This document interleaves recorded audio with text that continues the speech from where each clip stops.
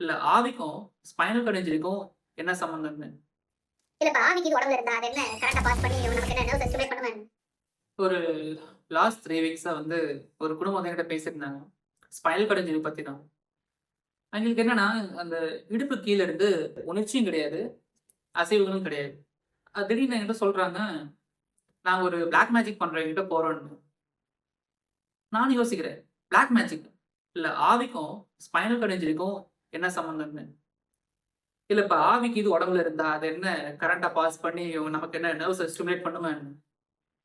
So, இதே மாரி எல்லாரும் அந்த பிளாக் மேஜிக் பண்றவங்ககிட்ட போயிட்டு, அந்த டாக்டர்ஸ், பிசியோஸ் எல்லாம் எதுக்கு இருக்காங்க? அவங்கலாம் வந்து பார்த்தா, மெரினா பீச்சுக்கு போயிட்டு, டீயோ, இல்ல ஏதோ சுண்டலோ சாப்பிட்டு, ஜாலியா இருக்கலாம்ல. சரி, நாம கூட ஏதாச்சு கண்ணு பட்டுச்சுன்னு சொல்றோம். சரி, அது கூட நம்பிக்கலாம். ஆனா, சீரியஸான ஹெல்த் ப்ராப்ளம்க்கு எது வந்துச்சுன்னா, ஒரு ப்ராப்பரான மெடிக்கல் ஹெல்த் ப்ரொஃபஷனல்ல போய் கன்சல்ட் பண்றது தான் பெட்டர். இப்படி யாராச்சும் யோசிச்சுட்டு இருக்காங்கன்னா, ப்ளீஸ் அவங்கள போய் ஒரு ஹெல்த் கேர் ப்ரொஃபஷனல்ல போய் கன்சல்ட் பண்ண சொல்லுங்க. நம்புறது சரிதான். ஆனா, லைஃபோட எக்ஸ்பெரிமென்ட் பண்ண வேண்டாம். ப்ளீஸ் இப்படி யாராச்சும் யோசிக்கிறவங்க இருந்தாங்கன்னா, இந்த வீடியோவ அவங்களுக்கு ஷேர் பண்ணுங்க. Thank you.